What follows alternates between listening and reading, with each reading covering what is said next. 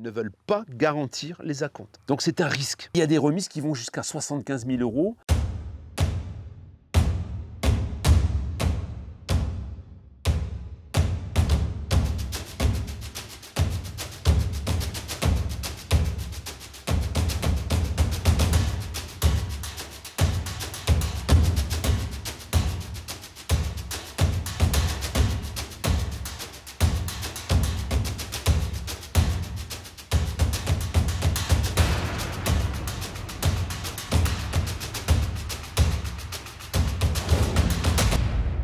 Comme je te l'avais promis, aujourd'hui, je vais te faire une petite mise en garde. Tu es en position d'acheteur aujourd'hui et que tu veux profiter peut-être de la baisse des prix et ce qui va se confirmer, je pense, au VDL, hein, puisque il semblerait que, d'après les échos que j'ai, il y aurait des remises et des aides du constructeur sur des reprises, sur des ventes, en fait, voilà. J'ai eu plusieurs contacts de personnes qui se sont rapprochées de concessionnaires dernièrement, et les concessionnaires ont conseillé justement d'attendre le salon, qu'au salon il y aurait des offres constructeurs. Bon, ça c'est indéniable, c'est indiscutable, on ne peut plus discuter, on ne peut plus dire aujourd'hui, non, il n'y a pas de baisse de prix. Forcément, il y a une baisse de prix, les parcs sont pleins, on l'a déjà dit, donc l'état de fait est là, et on peut s'attendre à des baisses plus ou moins importantes, peut-être trop timides. Comme je l'avais dit, je pense que ça aurait été beaucoup plus intelligent de faire des baisses avant l'été, parce que là, ça aurait déstocké. Là, aujourd'hui, en septembre, ça risque d'être un petit peu plus compliqué. Bon, c'est une parenthèse. Je voudrais quand même relater quelques échos que j'ai eus. Je suis en contact, dans le cadre de mon activité YouTube, je suis en contact avec tout un tas de personnes, et j'ai une personne qui me suit, qui est assidue à mes vidéos, et qui en même temps s'intéresse beaucoup au marché du camping-car, parce que déjà il était en position d'acheter un véhicule, il vient de vendre le sien, et du coup il est allé fouiner beaucoup plus que moi peut-être, dans les forums, dans les vidéos, dans tout un tas de choses, et il s'est beaucoup intéressé au marché allemand. Alors le marché allemand, c'est un marché qui est beaucoup plus fort que le nôtre. C'est un marché sur lequel il y a beaucoup plus de volume de vente qu'en France. Hein, c'est toujours un peu... D'ailleurs, il y a quelques années, peut-être 1 ou 2 ans en arrière, les Allemands venaient acheter les véhicules d'occasion ici pour alimenter leur marché en Allemagne. Donc, et ça, d'ailleurs, ça a fait monter les prix à un moment donné, parce qu'ils achetaient quasiment au prix de vente d'un particulier. Donc on peut supposer que quand ils arrivaient en Allemagne, ils vendaient plus cher. Aujourd'hui, c'est un peu l'inverse. Et là, ils deviennent beaucoup plus agressifs. Il faut relater aussi les faillites, parce qu'il y a des faillites, hein, et il y a de nombreuses faillites, mais pas que dans le camping-car, mais pour ce qui nous concerne, dans le camping-car, il y a des faillites de concessionnaires en Allemagne. Je l'ai relaté dans le live la dernière fois, qu'il y a des concessionnaires qui n'hésitent pas à trancher dans le vif et à descendre les prix. Donc on a régulièrement, mais ça c'est pas différent d'en France, des remises qui vont de 8 à 12 000 € sur des véhicules qui coûtaient 80 90 000 €. Et il y a des remises qui vont jusqu'à 75 000 €, c'est ce qu'on m'a relaté, sur un Detlev Grand Alpa. Donc le Detlev Grand Alpa motorisé châssis Iveco, donc c'est le modèle le plus, comment dire, avec le meilleur châssis, quoi, hein, chez Detlev. Et là, on pratique 75 000 € de remise. Alors, c'est peut-être un modèle de l'année dernière, c'est peut-être un modèle qui est resté. En attendant, 75 000 € de remise sur un véhicule, c'est énorme. Tu vas me dire, c'est peut-être aussi les véhicules qui avaient subi la plus grosse hausse lors de l'augmentation. Donc ça, c'est des signes qui montrent un petit peu ce qui va se passer ou ce qui est en train de se passer chez nous. Il y a un autre phénomène, c'est qu'aujourd'hui, les Allemands sont beaucoup plus prudents que nous, et quand ils versent un acompte, ils veulent des garanties. Ça veut dire que quand tu commandes un modèle 2025, par exemple, là au salon, on va avoir des nouveaux modèles. Tu vas commander des modèles qui ne sont pas encore produits. Tu vas verser un acompte. Tu vas verser un acompte pour réserver ce véhicule, c'est souvent 15%. Hein. Tu vas remplir peut-être un dossier de financement, on ne sait pas, peut-être que tu as la trésorerie, peu importe. Les financements sont beaucoup plus durs, hein, et les taux sont beaucoup plus élevés il y a 1 an ou 2 ans en arrière. Ce n'est pas le problème, ce n'est pas le sujet de la discussion. Tu vas verser un acompte. Et cet acompte, il va servir au concessionnaire. Il ne va pas verser d'acompte, lui. Il est en compte avec les fournisseurs. Donc cet argent-là, il va lui servir pour sa trésorerie et puis pour le fonctionnement de sa société. Ça va combler aussi le manque à gagner, puisqu'il y a forcément un manque à gagner de véhicules que tu vois, tout ce que tu vois sur le parc qui n'est pas vendu, bah c'est du bénéfice en moins, et puis c'est des véhicules qu'il va falloir payer. C'est des véhicules qu'il va falloir, financer le stock, tu vois. Donc, toi, quand tu vas verser cet acompte, bah, il va servir un petit peu, c'est un petit peu d'ailleurs, les concessionnaires comptent beaucoup sur les salons parce que ça leur permet de rentrer de la trésorerie. Et les véhicules ne sont pas forcément à payer tout de suite et ne sont pas livrables immédiatement. Quand c'est un 2025, tu le vois bien, tu ne l'as pas tout de suite. Tu l'as quelquefois 6-8 mois après, quelquefois même, ça a pris beaucoup plus de temps ces derniers temps. Hein. En supposant que ton concessionnaire tombe en faillite, eh ben c'est à compte, tu vas devoir le réclamer au mandataire judiciaire. Parce que quand une société fait faillite, il y a un mandataire judiciaire qui se charge de clôturer les comptes de la société, de rembourser les créanciers. Le problème, c'est qu'il ne rembourse pas les créanciers de ses deniers, il rembourse les créanciers avec ce qu'il a récupéré de la vente des biens de l'entreprise. Et à ce moment-là, bah, l'État se sert en premier, les charges sociales ensuite, les salariés, hein, ça c'est même les premiers, je crois, les salariés, et tout en dernier, les clients. Autant te dire que tu n'as quasiment aucune chance de récupérer quoi que ce soit. Donc, les Allemands, qu'est-ce qu'ils font? Ils veulent bien verser un acompte, mais ils veulent une garantie. Ils veulent une garantie de la banque. Le problème, c'est que les banques, en Allemagne, ne garantissent plus. Ils ne veulent pas garantir les acomptes. Donc, c'est un risque. C'est un risque que l'acquéreur doit prendre s'il veut acheter le véhicule au concessionnaire qu'il a choisi. Alors, aujourd'hui, en France, les concessionnaires, il y a une bonne partie des grandes concessions qui appartiennent maintenant à des groupes. Et ces groupes, bah, ils ont un petit peu plus de trésorerie, ils ont un peu plus de moyens. Tout au moins, c'était le cas il y a l'année dernière ou l'année d'avant. Il est clair que les groupes aujourd'hui, forcément, ils subissent aussi. Hein. Un groupe comme le groupe Trigano, ils sont cotés en bourse et c'est les actionnaires qui perdent de l'argent souvent. Hein. Une concession qui appartient à un groupe important, tu auras certainement moins de chances de le voir un jour mettre la clé sous la porte. Alors qu'une petite société, un petit concessionnaire, il vaut mieux bien surveiller ses comptes, ses résultats. Alors les résultats, ils sortent toujours l'année suivante, ce qui fait que c'est un peu compliqué. Là, on a une grande dégringolade, mais elle est assez soudaine en fait. Hein. Ça ne concerne que 2024. Et pour la plupart des sociétés, ben, leur bilan 2024 sortira qu'en fin d'année, hein, souvent. Hein. Alors il y en a qui sont de septembre à septembre, mais c'est souvent le bilan, tu as une visibilité sur le bilan qu'en 2025. Donc tu ne peux pas savoir si vraiment la société, elle bat de l'aile ou pas. Tu peux quand même t'assurer de voir s'il n'est pas sous contrôle judiciaire ou en redressement judiciaire en consultant société.com. C'est un site internet qui est disponible et qui est consultable par n'importe qui. Société.com, www.société.com. Tu notes le nom de la société ou éventuellement son numéro de SIRET. Et là, tu vas voir un petit peu l'état de santé de l'entreprise, tout au moins sur 2023 et sur 2022. Si c'était déjà une société qui avait peu de résultats au dernier bilan, bah, il y a de fortes chances que là, elle soit prête, elle soit pas loin de l'asphyxie en fait. Hein. Donc il vaut mieux faire attention.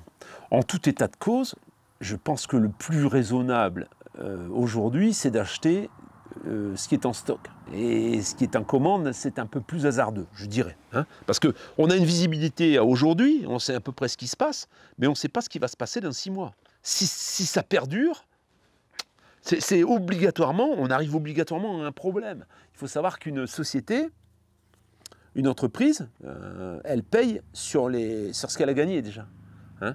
Donc avant que tous ces frais soient descendus, bah, il faut un exercice complet, il faut une année complète. Et à ce moment-là, les charges sociales et le dégraissement qu'ils auront fait, bah, les résultats, le bénéfice de tout ça, ça se fera que l'année suivante. Aujourd'hui, même s'ils gagnent moins, les frais sont quasiment identiques. Hein. On va dire que même en ayant beaucoup moins de revenus, en ayant beaucoup moins de ventes et beaucoup moins de bénéfices, quelquefois même quasiment plus rien, bah, voilà, ce qu'ils n'ont pas couvert en frais de salaire, frais de charge, tous leurs frais, hein, tous les frais inhérents à une société, eh bien, c'est du découvert, tu vois, jusqu'à ce que la banque, elle leur dise stop. Et c'est souvent ça qui met ensuite la société en en liquidation judiciaire, en surveillance, hein, ou voilà, en redressement, ou tu vois, en fait, on choisit un petit peu en fonction de la visibilité future, hein, s'il y a matière à faire ou pas. S'il y a matière à mettre une société en redressement, donc elle est sous surveillance, et c'est le mandataire judiciaire qui décide un petit peu tout ce qui va se passer. Et à ce moment-là, ben, on considère que la société peut être sauvée, mais si vraiment il n'y a plus rien à sauver, ça coule et on liquide. Donc ça, c'est le gros point noir de ce qui se passe en ce moment, pas seulement dans les camping-cars, hein, si tu es en passe de faire des travaux chez toi, fais très attention aux sommes que tu verses à l'avance. Fais très attention à ça. Parce que dans n'importe quel domaine aujourd'hui, c'est compliqué. Moi, je parle de ce qui nous concerne, c'est le camping-car. Parce que c'est vrai que quand tu commandes un camping-car, tu as des délais qui sont très longs pour l'avoir. Quand c'est des modèles que tu vas découvrir au salon, en fait. Les nouveaux modèles, ils ne vont pas être disponibles tout de suite. Il va falloir du temps avant qu'il arrive. Et forcément, tu vas mettre en jeu ton acompte. Hein. J'ai un autre indicateur, c'est les États-Unis. En fait, j'ai un copain, un très bon copain, qui habite Miami, à côté de Miami. Là-bas, il a monté une affaire, il a une boulangerie, pâtisserie, enfin c'est presque un restaurant aujourd'hui. Hein. Il y a Fort Lauderdale. C'est un très très bon copain à moi qui est là-bas et il s'est acheté une caravane américaine, une caravane. Voilà. Je crois que c'était il y a un an et demi, un an ou un an et demi. Et il s'est rendu compte que cette caravane, il manquait un couchage fixe en fait. Il y a un couchage à transformer à l'avant et il voudrait une caravane avec un couchage fixe. Et donc, il s'est dit, je vais vendre cette caravane et je vais en acheter une autre. Et là, il s'est rendu compte qu'il allait vendre sa caravane en occasion plus cher que le neuf. Eh ouais. Parce qu'en fait, là-bas, c'est pas comme ici. Hein. Là-bas, la caravane qu'il a en ce moment, par exemple, eh bien, les concessionnaires qui les ont en stock, ils les vendent à moins 50%. En fait, tu as des remises qui vont jusqu'à 50%. Autant te dire que si toi, tu as acheté ta caravane l'année dernière, tu n'as aucune chance de la vendre plus cher. Parce que forcément, si tu considères que tu as perdu la TVA, tu as perdu 25%, eh ben, tu te trouves plus cher que le neuf. Tu vois ? S'il faut que tu te places en dessous du neuf, en dessous des moins 50, t'imagines la tôle que tu te prends. Ça, c'est l'état actuel du marché américain, dans le loisir. Hein. C'est pareil, il y a eu d'énormes augmentations. Il y a eu une période où les caravanes se vendaient, ça ne se vendait pas comme aujourd'hui, c'était plus difficile. Et puis il y a eu le boom que nous, on a connu, il existe aussi aux États-Unis. Il y a eu une énorme augmentation à tous les niveaux. Par contre, ils n'ont pas eu que l'augmentation des caravanes et de tout ce qu'ils achètent. Ils ont eu également l'augmentation des salaires, hein, l'augmentation des trains de vie. En fait, tout a augmenté en même temps. Nous, les salaires restent les mêmes. Hein. Il y a eu très peu d'augmentation. Par contre, tout a augmenté. Ça c'est différent. Ça ne fonctionne pas de la même façon. On peut supposer, sans en arriver à ces extrêmes, parce qu'en fait, le Français a tendance à serrer la main, à serrer les cacahuètes dans la main et à ne pas le sortir du bocal et il veut récupérer toutes les cacahuètes. C'est un petit peu ce qui se passe aujourd'hui sur les gens qui vendent de l'occasion. Ils veulent à tout prix en tirer le maximum sur les anciennes références. Je ne dis pas qu'il y en a qui n'y arrivent pas. Il y en a certainement quelques-uns qui arrivent à vendre au prix demandé. Hein, on a eu quelques témoignages lors du dernier live où des gens avaient vendu quasiment au même prix que ce qu'ils avaient acheté 3 ou 4 ans plus tôt. Ça se passe encore. Il y a quelques exceptions. Mais en règle générale, il y a tout qui colle. Hein. Si tu suis les annonces sur le Bon Coin, tu verras, il y a tout qui colle. Il n'y a rien qui se vend. Et même quand tu proposes un prix qui pour moi est hyper intéressant, eh ben, c'est pas dit que tu vendes non plus, tu vois. J'ai pour exemple, alors on n'est pas dans des budgets, abordables au commun des mortels, mais le dernier Niesman que j'ai présenté, qui me semble vraiment à un prix à moins de 140 000 € quand même, ben, j'ai pas eu d'acquéreur, j'ai pas eu un contact en fait.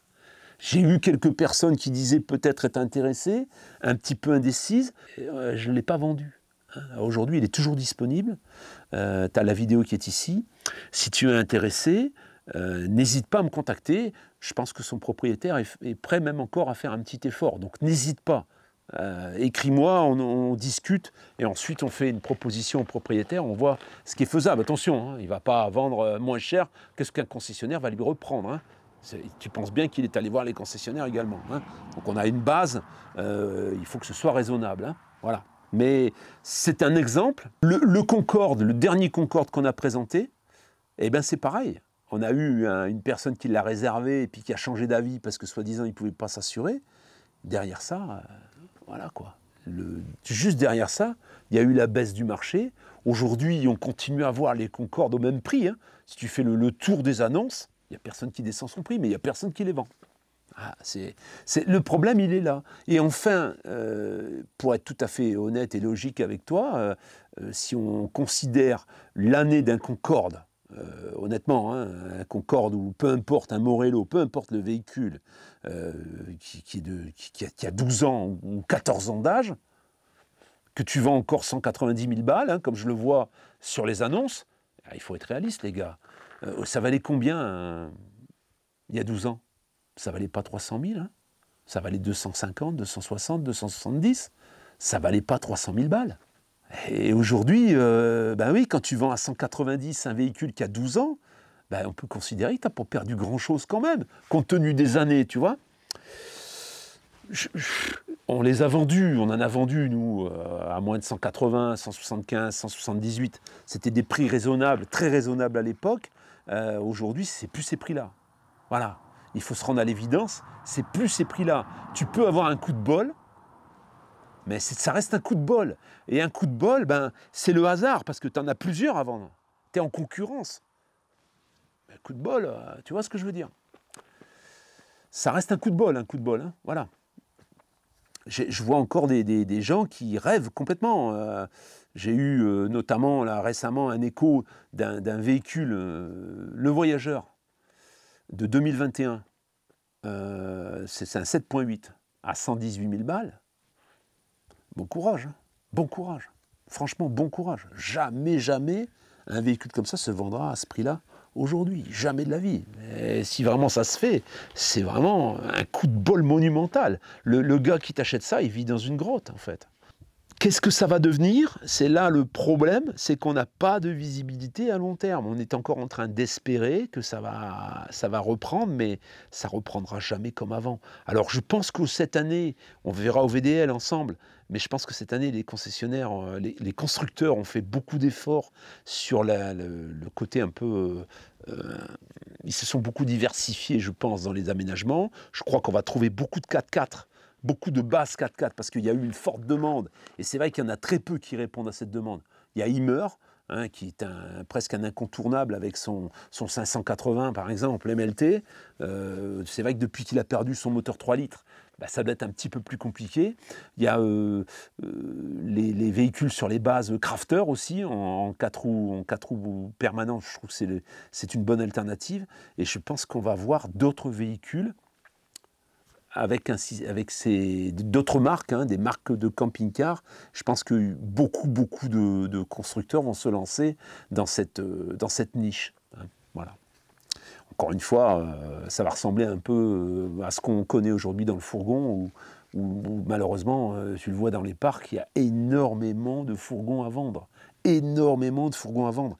Et là, encore une fois, il va falloir faire de gros efforts. Alors là, c'est vrai que c'est horriblement cher un fourgon.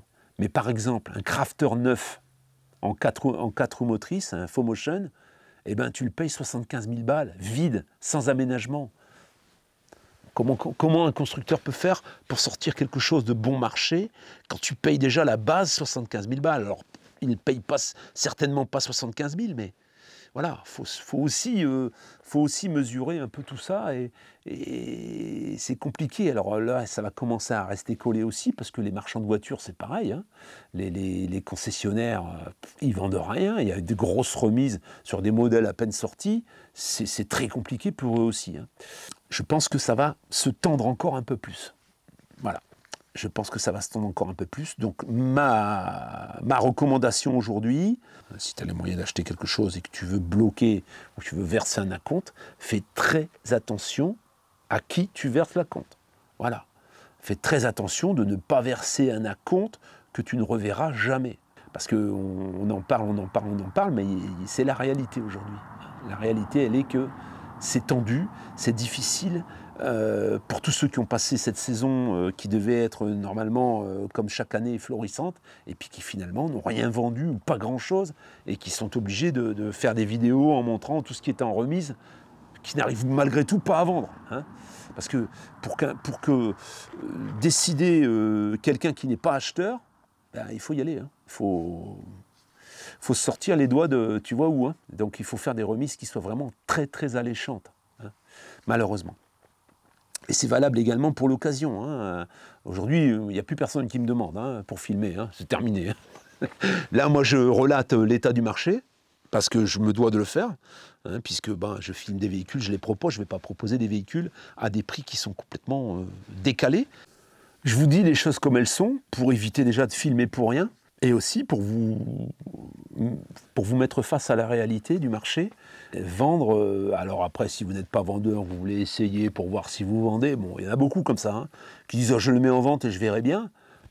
À ce moment-là, bon, voilà, moi ça ne m'intéresse pas non plus. Hein. Moi je veux proposer quelque chose qui soit au bon prix et correct pour celui qui va acheter, comme pour celui qui va vendre. Voilà. Et là, malheureusement, il va falloir accepter d'avoir perdu. C'est comme quelqu'un qui aurait acheté, par exemple, ça c'est un exemple, mais c'est un peu... C'est même pas être exagéré, c'est un peu la réalité quand même.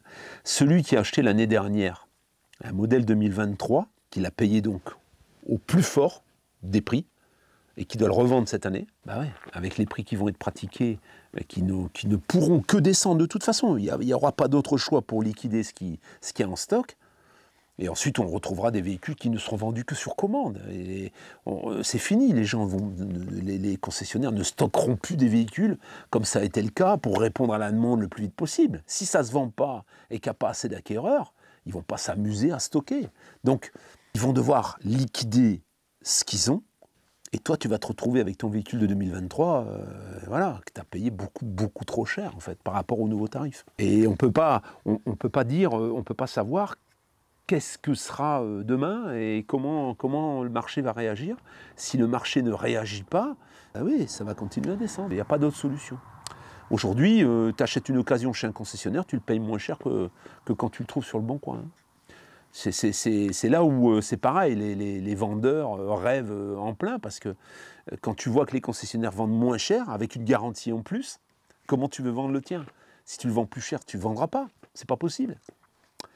Voilà la famille, voilà ce que je voulais vous dire. Je suis un peu sale, excusez-moi, hein, j'ai un peu travaillé. Voilà ce que je voulais vous dire là-dessus avant le VDL, parce que je sais qu'il y en a de nombreux qui se rendent au VDL. Faites attention à ce que vous faites. La sécurité, c'est d'acheter un véhicule qui est déjà en stock. Ça va être compliqué pour les modèles 2025. Mais voilà, s'engager sur quelque chose que tu auras dans un an, ou je ne sais pas si c'est raisonnable, ou alors essaie de te garantir tout ça, quoi, pour être sûr de récupérer ta mise en cas de problème. À tout bientôt, à la prochaine vidéo. Je voulais juste te dire que j'avais ce fameux Niesman qui est toujours en vente en fait, hein, qui est toujours disponible. Donc si tu es intéressé, n'hésite pas à me contacter. Comme je te l'ai dit, son propriétaire fera un effort, je pense. Donc n'hésite pas. Voilà. Hein, si c'est le type de véhicule que tu cherches, hein, ça fait un budget, mais je sais qu'il y a des gens qui cherchent ce type de véhicule. Ciao la famille.